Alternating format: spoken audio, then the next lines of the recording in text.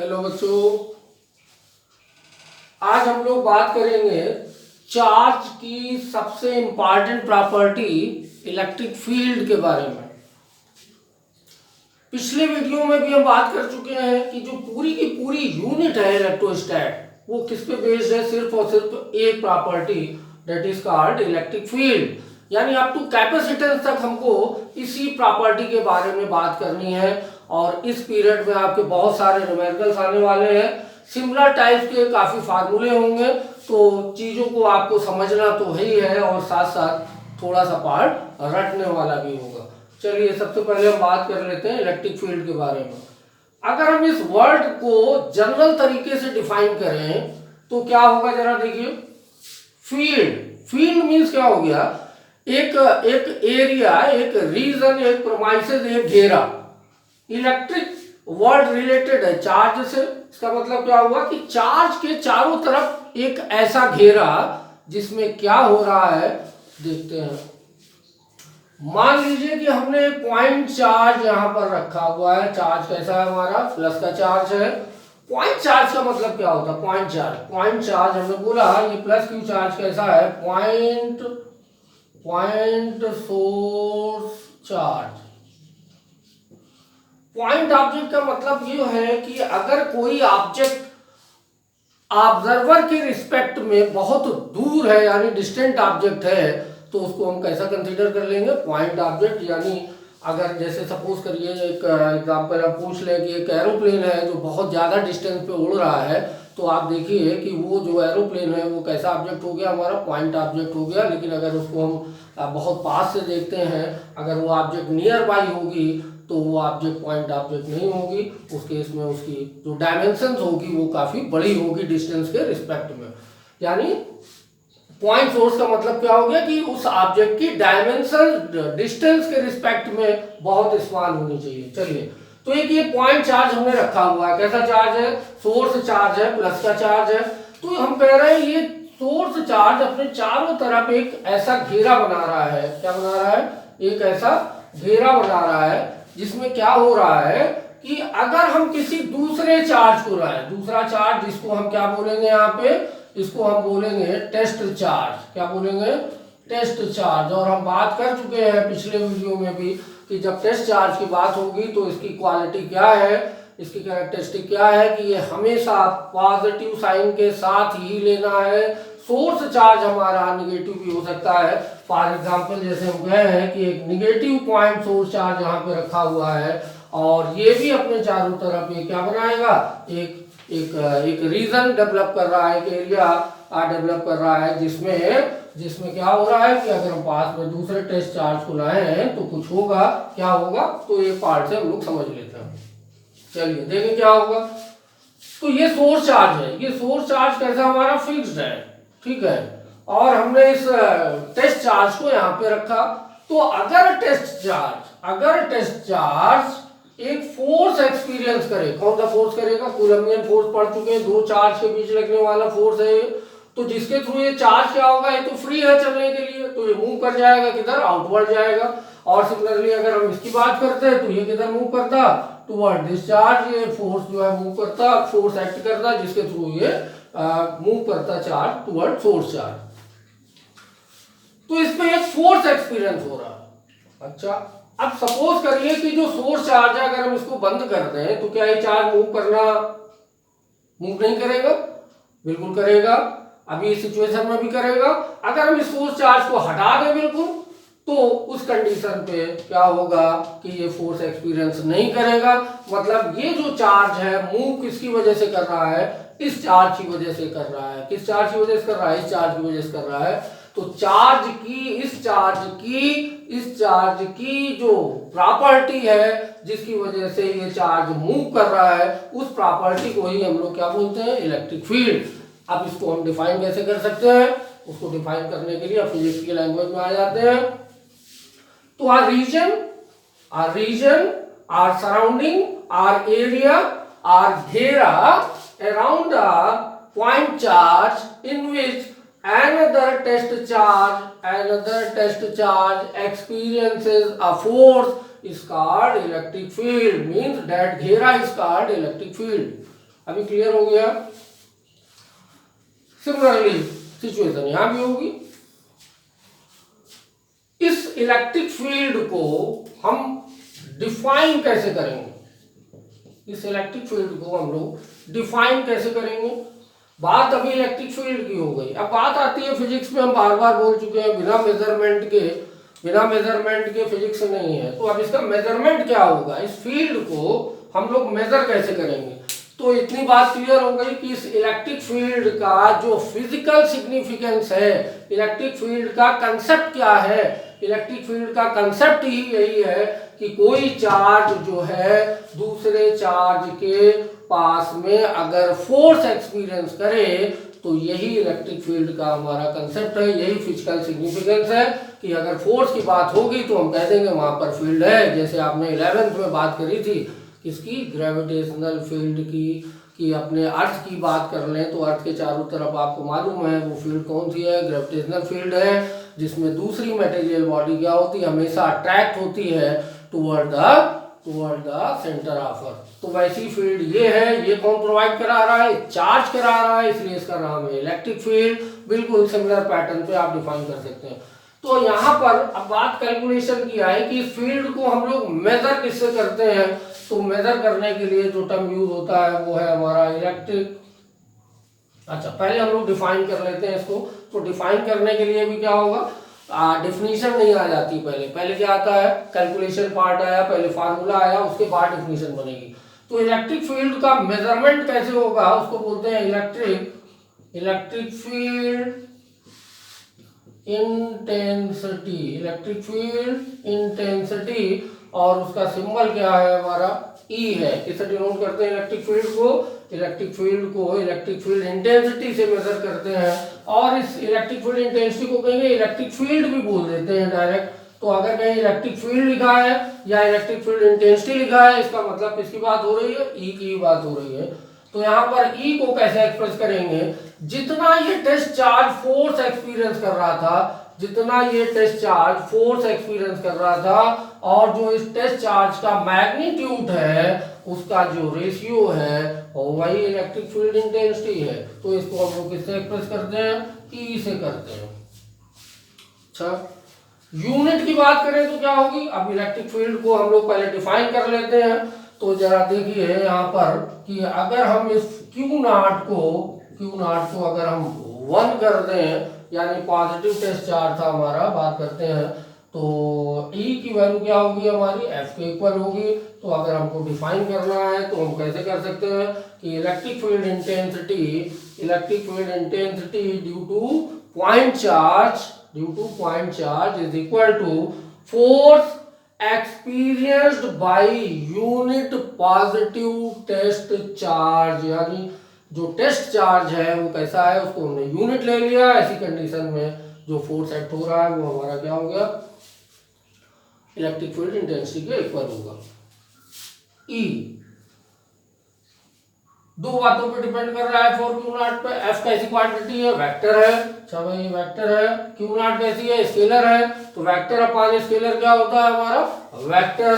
तो ये जो E है वो कैसी क्वांटिटी है, वेक्टर है। सबसे इंपॉर्टेंट बात ये है कि इसको दिमाग में अच्छे से इनकलकेट कर लीजिए कि इसकी जो जितनी भी एप्लीकेशंस आप करेंगे ई की इलेक्ट्रिक फील्ड इंटेंसिटी की, उनको सारा जो आप सॉल्व करेंगे, रिजल्टेंट जो निकालेंगे वो वेक्टर के थ्रू निकालना है। जितने भी रिजल्टेंट होंगे सब वेक्टर के थ्रू हम लोग निकालेंगे यहाँ पर। तो ये इलेक्ट्रिक फील्ड इंटेंसिटी की बात हो गई हमारी।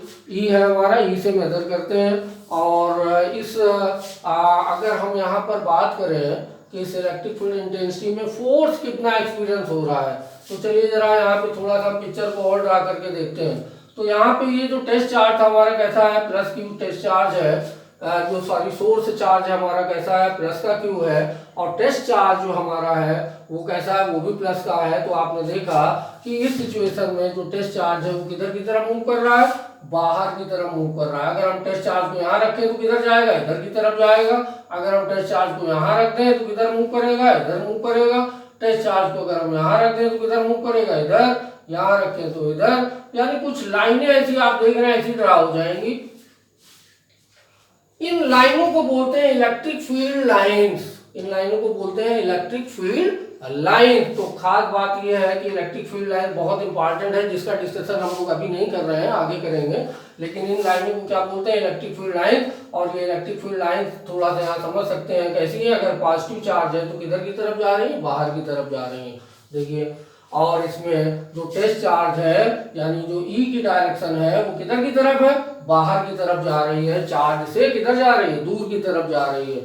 और यहाँ पे जो टेस्ट चार्ज है, अगर पॉजिटिव चार्ज है हमारा तो किधर की तरफ जाएगा, फील्ड की डायरेक्शन में जाएगा।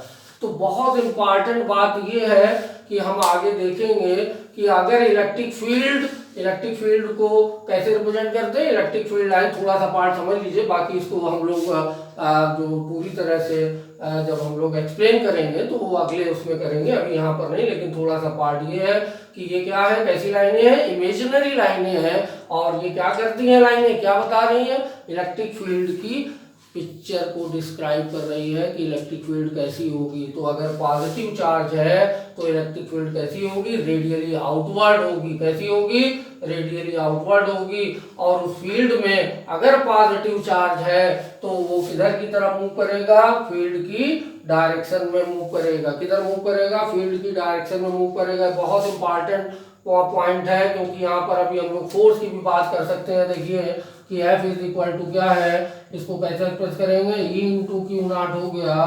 तो यहाँ पे आप देख रहे हैं कि जो डायरेक्शन F की होगी वही E की होगी, और जो E की होगी वही F की होगी। अगर चार्ज कैसा है, पॉजिटिव चार्ज है। तो आप इस केस में देख रहे हैं कि अगर हमारा पॉजिटिव चार्ज है तो जो डायरेक्शन E की है वही Q की होगी, और वही फोर्स की डायरेक्शन भी उधर ही है जिधर की तरफ हमारा E की डायरेक्शन है। तो E और F की सिचुएशन यहाँ से आप समझ सकते हैं, इलेक्ट्रिक फील्ड इंटेंसिटी है और यहाँ पर हमने फोर्स की बात कर ली है। इसी फार्मूले का आगे यूज होगा। मान लीजिए यहाँ पर टेस्ट चार्ज की बजाय अगर इलेक्ट्रॉन हो, सपोज करिए क्यू नॉट की जगह अगर इलेक्ट्रॉन की बात कर रहा होगा या प्रोटॉन की बात कर रहा होगा, तो क्यू नॉट का इसको किससे एक्सप्रेस करेंगे, स्मॉल ई से कर देंगे। तो उस केस में फार्मूला क्या हो जाएगा हमारा, F इक्वल टू, ऐसे भी यहाँ पर हम लोग आगे यूज करने वाले हैं। तो इसको ध्यान रखिएगा कि चार्ज जो जरूरी नहीं है कि आगे हमारे पास टेस्ट चार्ज से दिखाएं, यहाँ पर क्यू भी हो सकता है, दिखा सकता है। अगर इलेक्ट्रॉन या प्रोटॉन होगा तो उस केस में ये क्या हो जाएगा, ई हो जाएगा। तो यहाँ से इतनी बात मेरे ख्याल से क्लियर हो गई कि इलेक्ट्रिक फील्ड क्या है, और इलेक्ट्रिक फील्ड को मेजर किससे करते हैं, इलेक्ट्रिक फील्ड इंटेंसिटी से करते हैं। इलेक्ट्रिक फील्ड इंटेंसिटी बोले तो इलेक्ट्रिक फील्ड भी बोल सकते हैं। और इलेक्ट्रिक फील्ड कैसी क्वांटिटी है, बहुत खास बात है, वेक्टर क्वांटिटी है। इलेक्ट्रिक फील्ड की पिक्चर क्या होगी, हालांकि हम लोग इसको आगे डिफाइन करेंगे। तो बहरहाल थोड़ा सा पार्ट यहाँ हमने देखा कि अगर पॉजिटिव चार्ज है तो इलेक्ट्रिक फील्ड किधर होगी, रेडियली आउटवर्ड होगी। और उसमें फील्ड में अगर कोई चार्ज पॉजिटिव है तो किधर मूव करेगा, बाहर की तरफ। इधर नजर मारते हैं, अगर सोर्स चार्ज हमारा निगेटिव है तो हम क्या देख रहे हैं कि टेस्ट चार्ज किधर जा रहा है, चार्ज की तरफ मूव कर रहा है। इसकी पिक्चर को अगर हम अलग से दिखाएं, यानी सोर्स चार्ज अगर निगेटिव होगा तो इलेक्ट्रिक फील्ड किधर मूव करेंगी, अंदर की तरफ आएंगी, यानी चार्ज की तरफ आएंगी। यानी जो टेस्ट चार्ज है हमारा, पॉजिटिव टेस्ट चार्ज जो है वो किधर मूव कर रहा है, हमारा किधर मूव कर रहा है, इसी सिचुएशन में अंदर की तरफ मूव कर रहा है। तो F जो है किधर है, अंदर की तरफ है। तो जो डायरेक्शन F की होगी वही E की होगी। यानी जो निगेटिव चार्ज अगर होगा तो उसमें इलेक्ट्रिक फील्ड किधर की तरफ होगी, निगेटिव चार्ज की तरफ ही होगी, टुवर्ड द निगेटिव चार्ज। तो बहुत इंपॉर्टेंट पॉइंट है, इसको ध्यान रखिएगा। आगे डेरिवेशन में, न्यूमेरिकल्स में यही चीज अप्लाई होनी है। तो कुछ बातें अब इलेक्ट्रिक फील्ड के बारे में और इसको हम लोग कर सकते हैं। तो एक पॉइंट क्लियर हो गया, इलेक्ट्रिक फील्ड इंटेंसिटी को ही हम लोग क्या बोलते हैं, इलेक्ट्रिक फील्ड इंटेंसिटी को ही इलेक्ट्रिक फील्ड बोलते हैं। डायरेक्शन ई की क्या होगी, जो ई की डायरेक्शन है वही जो एफ की डायरेक्शन होगी वही ई की डायरेक्शन होगी। और इसमें अगर हम इलेक्ट्रिक फील्ड में फोर्स की बात करेंगे तो फोर्स कितना होगा, ये होगा। अगर चार्ज हमारा क्यू नॉट की जगह इलेक्ट्रॉन होगा तो हमारा ये हो जाएगा। और हर पॉइंट पे अगर हम बात करें चार्ज से, जैसे सोर्स चार्ज हमारा ये है, तो यहाँ पर हम सर्टेन डिस्टेंस अगर यहाँ इधर इधर इधर कहीं पॉइंट पे, डिफरेंट पॉइंट पे अगर हम बात करेंगे तो इलेक्ट्रिक फील्ड का मैग्नीट्यूड और डायरेक्शन दोनों डिफरेंट होंगी। तो ये कुछ पार्ट था हमारा इलेक्ट्रिक फील्ड के बारे में, तो इसको समझना बहुत जरूरी था। अभी हम लोग बात कर ले रहे हैं electric field due to point charge. कि अगर पॉइंट चार्ज है उसके थ्रू इलेक्ट्रिक फील्ड हम लोग ने देखी। अब अगर सर्टेन डिस्टेंस पे अगर हमें कैलकुलेट करनी हो इलेक्ट्रिक फील्ड तो उसका आर से, यानी जैसा हमने अभी बताया कि ये पॉइंट जैसे टेस्ट चार्ज हमने यहाँ पे रखा तो डिस्टेंस ये है, अगर हम टेस्ट चार्ज यहाँ रख दें तो डिस्टेंस अलग होगी, यहाँ रखें तो शायद अलग होगी। तो क्या हर जगह फील्ड हमारी क्या रिलेशन होगा उस आर के साथ में, ये देख लेते हैं।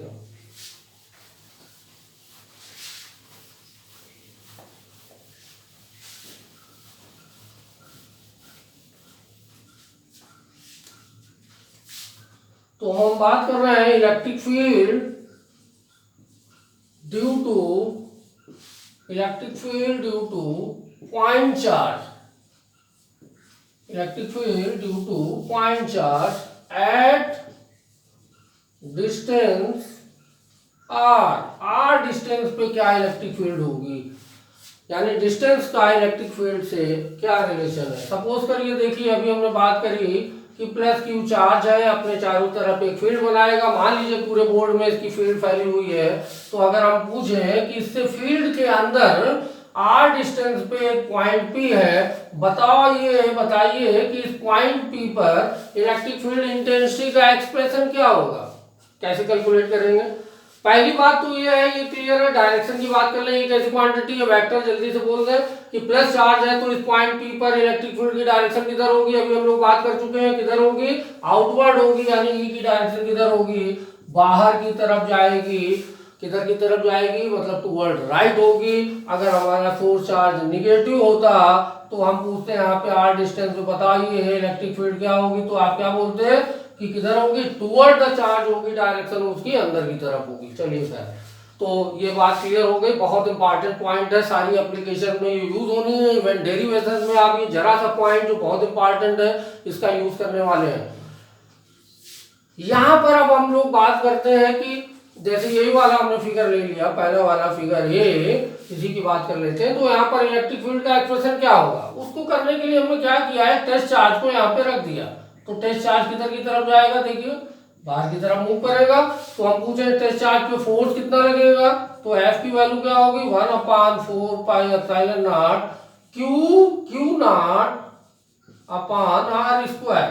तो इतना फोर्स एक्सपीरियंस करेगा किधर की तरफ, आउटवर्ड डायरेक्शन में। और अगर हम यहाँ पर पूछें आपसे कि इलेक्ट्रिक फील्ड का एक्सप्रेशन क्या होगा, तो अभी अभी आपने देखा है कि सर इलेक्ट्रिक फील्ड, अगर इस चार्ज की यहाँ फील्ड है तो इस चार्ज पे जो फील्ड होगी वो कितनी होगी, जितना इस पे फोर्स लग रहा है अपॉन उस चार्ज का मैग्नीट्यूड। ऐसे कर लें तो हम ये फोर्स की वैल्यू उठा के यहाँ सब्स्टिट्यूट कर दें। तो जब हम यहाँ सब्स्टिट्यूट करेंगे तो देखिए क्यू नॉट कैंसिल हो जाएगा, रिजल्ट मेरे पास होगा 1/4 pi epsilon naught Q upon R square. ये एक्सप्रेशन आया हमारे पास। तो ये जो एक्सप्रेशन है वो बहुत इंपॉर्टेंट है। इस तरह के रिलेशन आगे बहुत सारे आने वाले हैं डेरिवेशन, तो इसमें ध्यान रखिएगा कि कहाँ पर आर स्क्वायर है, कहाँ पे आर क्यूब होगा, कहाँ पे आर होगा। बस ये थोड़ी थोड़ी बातें आपको रटनी है, बाकी इन चीज़ों को आपको समझना है। तो इलेक्ट्रिक फील्ड की यूनिट क्या थी, न्यूटन पर बात कर चुके हैं। E = F/Q0 है, न्यूटन पर कूलाम है यूनिट इसकी, न्यूटन पर कूलाम है। इसमें ई की डायरेक्शन क्या होगी, अगर प्लस चार्ज है तो किधर होगी, बाहर की तरफ होगी, निगेटिव चार्ज है तो किधर होगी, अंदर की तरफ होगी। इसका एक्सप्रेशन देख लीजिए, जो इलेक्ट्रिक फील्ड है किस पे डिपेंड कर रही है, चार्ज पे, यानी चार्ज का मैग्नीट्यूड जितना ज्यादा होगी उतनी फील्ड स्ट्रांग होगी। और दूसरी चीज जो ई का रिलेशन है आर के साथ वो कैसा है, इनवर्स स्क्वायर आपको दिखा रहा है, यानी उस चार्ज की, उस पॉइंट की उस चार्ज से डिस्टेंस जितनी ज्यादा होगी, यानी उस चार्ज से जितना आप दूर जाते जाएंगे इलेक्ट्रिक फील्ड क्या होगी, वीक होती जाएगी। यानी चार्ज की तरफ अगर आप मूव करेंगे टुवर्ड द चार्ज तो फील्ड हमारी क्या होगी, स्ट्रांग होती जाएगी। तो ये इनवर्स स्क्वायर का आपका रिलेशन है electric field intensity due to point charge. तो अगर हम यहाँ पर इसका ग्राफ दिखाना चाहें तो ग्राफ कुछ ऐसा आएगा, ई और आर के बीच में, ई और आर के बीच में कैसा होगा, रेक्टेंगुलर हाइपरबोला। तो इस शेप में आएगा। देखिए यहाँ पर जैसे हम इधर से इधर ग्राफ में मूव कर रहे हैं तो जैसे जैसे क्या हो रहा है, ई कम हो रहा है, आर हमारी बढ़ रही है, या जैसे हम इधर से मूव करें तो आर हमारी कम होगी, ई की वैल्यू क्या होगी, बढ़ती जाएगी। तो ई का रिलेशन हमारा क्या है, आर के साथ ये दिखा रहा है। अब ये हम लोग बात कर लेते हैं इलेक्ट्रिक फील्ड एक सिंगल चार्ज के थ्रू। देखिए इस पॉइंट पर कोई भी पॉइंट था, अभी ऐसा हो कई सारे चार्ज का कलेक्शन हो और किसी पर्टिकुलर पॉइंट पे इलेक्ट्रिक फील्ड की बात करें तब क्या होगा, यानी यहाँ भी प्रिंसिपल ऑफ सुपरपोजिशन लग जाएगा, जो हम लोग कूलम्ब्स लॉ में प्रॉपर्टी पढ़ चुके हैं। तो वही प्रॉपर्टी का यूज करते हुए आपके डेरिवेशंस और न्यूमेरिकल होने हैं। तो यहाँ पर जैसे हम बात करें कि मान लीजिए कि एक चार्ज रखा है प्लस का Q1, एक चार्ज है प्लस का Q2 और एक चार्ज हमने ले लिया Q3 और प्लस का एक चार्ज ले लिया हमने माइनस का Q4 और हमने कहा ये पॉइंट है P। पहले वाले चार्ज से इसकी डिस्टेंस कितनी है, इस चार्ज से डिस्टेंस कितनी है R1, इस वाले चार्ज से डिस्टेंस कितनी है R2, इस वाले चार्ज से डिस्टेंस कितनी है R3, इस पॉइंट की इस चार्ज से डिस्टेंस कितनी है R4। बताइए जो ये पॉइंट है इन सारे चार्जेस से सराउंडेड है, तो ये इंडिविजुअल जो सारे चार्जेस हैं इस पॉइंट पर फील्ड एक्ट करेंगे।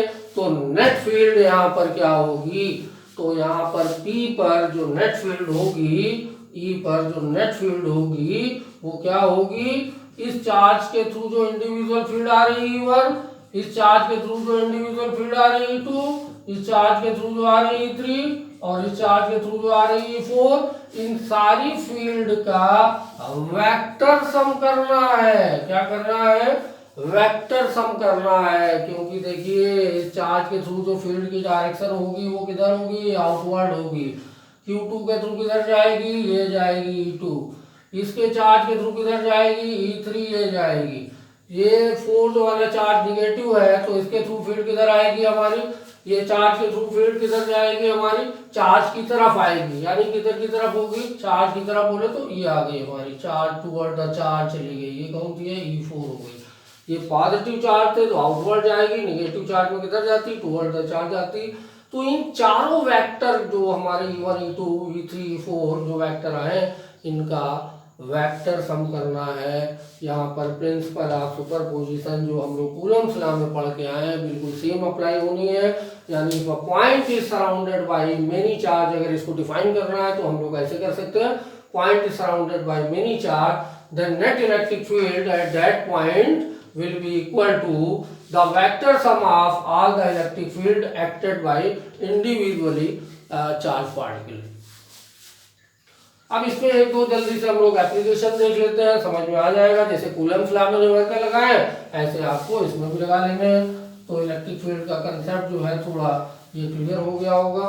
तो जैसे और भी न्यूमेरिकल देख लेते हैं, अगर नहीं हुआ है जिनका तो और थोड़ा सा क्लियर हो जाएगा। मान लीजिए हमने एक चार्ज ले लिया -Q है, एक चार्ज ले लिया, कैसा ले लिया, कैसा ले लिया, +Q ले लिया।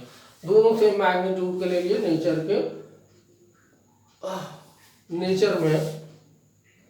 नेचर में अपोजिट है, मैग्नीट्यूड दोनों का सेम है। अभी क्वेश्चन ये है, हमने कहा कि इसके मिड पॉइंट, इसकी डिस्टेंस कितनी है दोनों चार्ज के बीच में, सपोज करिए कितनी है डिस्टेंस, हमने ले ली डिस्टेंस कितनी है 2r है, कितनी है 2r है। तो हमने बोला कि इसके मिड पॉइंट पे, ये पॉइंट है M, यहाँ पर बताइए इलेक्ट्रिक फील्ड क्या होगी। तो इलेक्ट्रिक फील्ड क्या होगी, तो इस चार्ज के थ्रू और इस चार्ज के थ्रू अगर हम देखें तो इलेक्ट्रिक फील्ड क्या होगी, इस चार्ज के थ्रू इलेक्ट्रिक फील्ड का मैग्नीट्यूड क्या होगा 1/4πε0 Q/r²। तो Q/r r हो जाएगी, Q/r²। यहाँ पर साइन नहीं रखना है, वेक्टर फॉर्म में नहीं लिख रहे हैं, तो यहाँ पे डायरेक्शन बनाएंगे। माइनस चार्ज के थ्रू इस पॉइंट पे फील्ड की डायरेक्शन किधर होगी, टुवर्ड द चार्ज होगी, यानी E1 की डायरेक्शन ये हो गई। तो ये E1 हो गई हमारी। इस चार्ज के थ्रू यहाँ पर फील्ड क्या होगी, पॉजिटिव चार्ज के थ्रू, तो ये नेगेटिव चार्ज के थ्रू थी यहाँ पर फील्ड, और पॉजिटिव चार्ज के थ्रू फील्ड क्या होगी अगर उसकी बात करें तो E2 = मैग्नीट्यूड, देखिए इसमें भी वही दिख रहा है हमको, Q/r² हो गया। तो अभी नेट फील्ड क्या होगी यहाँ पे, उसके लिए इसकी डायरेक्शन देखना है हमको। इसकी डायरेक्शन क्या होगी, E2 की डायरेक्शन देखिए प्लस चार्ज है तो इस पॉइंट पे डायरेक्शन क्या होगी, रेडियली आउटवर्ड हमने बताई थी, यानी चार्ज से अवे। तो उसकी डायरेक्शन क्या होगी, E2 की डायरेक्शन ये हो गई। अब देखिए E1 E2 दोनों वेक्टर एक ही डायरेक्शन में है, तो रिजल्टेंट हम सीधे सीधे बोल सकते हैं क्या होगा कि जो नेट फील्ड होगी हमारी वो E1 प्लस E2 का सम हो जाएगी। वेक्टर सम करें या चूंकि दोनों वेक्टर एक ही डायरेक्शन में, तो सीधे सीधे उठा के उसका अलजेब्रिक सम कर दीजिए। स्पेशल केस है, बता चुके हैं, तो यहाँ पर आप रिजल्ट ऐसे निकाल सकते हैं। मान लीजिए इसी क्वेश्चन में हमने नहीं पूछा आपसे कि इस पॉइंट पर इलेक्ट्रिक फील्ड क्या होगी एन पॉइंट पे, और ये डिस्टेंस है इस चार्ज से r। फिर वही कंसेप्ट, तो हम क्या करेंगे, हमारे पास फॉर्मूला है electric field due to point charge, तो इस चार्ज के थ्रू यहाँ फील्ड निकालेंगे, इस चार्ज के थ्रू यहाँ फील्ड निकालेंगे और दोनों का वेक्टर सम कर देना है। तो इस चार्ज के थ्रू फील्ड आप निकाल लेंगे, मैग्नीट्यूड चार्ज क्यू है, डिस्टेंस कितनी रखेंगे r रखेंगे, उसकी डायरेक्शन किधर होगी, निगेटिव चार्ज है तो उसकी डायरेक्शन ये चली आई E1। इस चार्ज के थ्रू इलेक्ट्रिक फील्ड जब निकालेंगे तो चार्ज क्यू होगा, डिस्टेंस कितनी लेंगे अभी हम लोग 2r और r 3r हो जाएगा, यानी 3r का होल स्क्वायर। बहुत सारे बच्चे 3r स्क्वायर लिख देंगे, ऐसा नहीं करिएगा, 2r और ये 3r का होल स्क्वायर। तो मैग्नीट्यूड आ गया, डायरेक्शन किधर होगी इसमें, तो डायरेक्शन किधर होगी, E2 की डायरेक्शन देखिए पॉजिटिव चार्ज है, तो इस पॉइंट पे किधर होगी, चार्ज से अवे यानी टुवर्ड लेफ्ट चली गई, तो E2 ये हो गया। तो इस केस में क्या होगा, जो हमारा रिजल्टेंट होगा, जो E नेट होगी वो क्या आ जाएगी, E1 माइनस E2 सब्ट्रैक्ट हो जाएगी। दोनों वेक्टर कैसे हो जाएंगे, सब्ट्रैक्ट हो जाएंगे। तो रिजल्टेंट यहाँ पर आप डिफरेंस करके निकाल सकते हो। तीसरा, अगर इसी क्वेश्चन में हम बात करते हैं कि मान लीजिए कि हमने कहा एक चार्ज ये है माइनस क्यू था, एक चार्ज ये प्लस क्यू है, डिस्टेंस कितनी थी 2r है, और हम कह देते पॉइंट यहाँ पर सिचुएटेड है, और इस चार्ज से भी डिस्टेंस कितनी है, ये भी 2r है, ये भी 2r है, पॉइंट यहाँ पर सिचुएटेड है। अब बताइए इस पॉइंट पे इलेक्ट्रिक फील्ड क्या होगी। फिर वही पॉइंट चार्ज के थ्रू इलेक्ट्रिक फील्ड का मैग्नीट्यूड आपको मालूम है, तो इस चार्ज के थ्रू इलेक्ट्रिक फील्ड निकाल लेंगे। चार्ज का मैग्नीट्यूड क्यू, डिस्टेंस 2r दिए, फार्मूला क्या है, constant into q upon r square. तो q अपॉन r स्क्वायर करेंगे, बोलेंगे r स्क्वायर, लिखेंगे क्या 2r स्क्वायर, और इसकी डायरेक्शन किधर आएगी, देखिए किधर आएगी, किधर आएगी, किधर आएगी, ये आ गई हमारी E1। इसके थ्रू इलेक्ट्रिक फील्ड निकालेंगे, तो चार्ज मालूम है, डिस्टेंस मालूम है, पॉजिटिव चार्ज है, तो उसके थ्रू इलेक्ट्रिक फील्ड किधर हो गई हमारी E2 हो गई। अब E1 E2 देखिए यहाँ पे दोनों का मैग्नीट्यूड हमको एक ही दिख रहा है, तो उसको हमने E लेट कर लिया। तो दो वेक्टर हैं E और ये, तो एक E1 और एक E2, इनका रिजल्टेंट कहाँ होगा, इनका रिजल्टेंट कहीं बीच में जाएगा इसके। तो E की वैल्यू हम लोग कैसे निकालेंगे, E की वैल्यू कैसे निकालेंगे, E की वैल्यू कैसे निकालनी है, इन दोनों E1 E2 का क्या करना है हमको, वेक्टर सम करना है। तो वेक्टर सम को लिखते तो ऐसे हैं, लेकिन इस सिचुएशन में जोड़ मत दीजिएगा सीधे सीधे।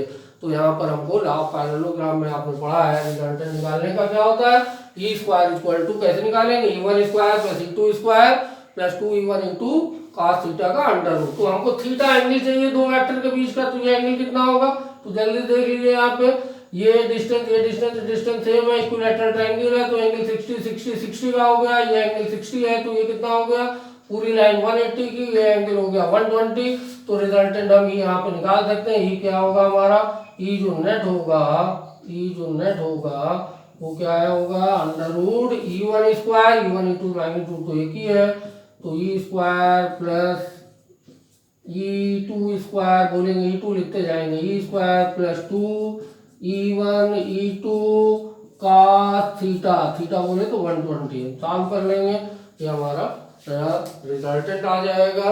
डायरेक्शन यहाँ पे हम इसकी किधर होगी देख रहे हैं, किधर देखिए तो किधर इसकी डायरेक्शन किधर होगी, दोनों हमारे मैग्नीट्यूड सेम है, तो बिल्कुल राइट बाइसेक्ट करते हुए जाएंगी, यानी 60 डिग्री पे 60 पे बाइसेक्ट हो जाएगा, तो रिजल्टेंट किधर होगी, इसी के पैरेलल चली जाएगी। तो ये जो इस टाइप के जो क्वेश्चंस है बहुत सारे हैं। देखिए जरा सा कंसेप्ट लगा जो हमने इलेक्ट्रिक फील्ड में बताया, तो बहुत सारे डेरिवेशन है, उसमें भी सब यही काम होने। न्यूमेरिकल मोस्टली आप इस तरह से थोड़ा सा वेक्टर का यूज करते हुए आप न्यूमेरिकल सॉल्व कर सकते हैं। अगले वीडियो में हम लोग जो है इसके कुछ डेरिवेशन देखेंगे, तब तक के लिए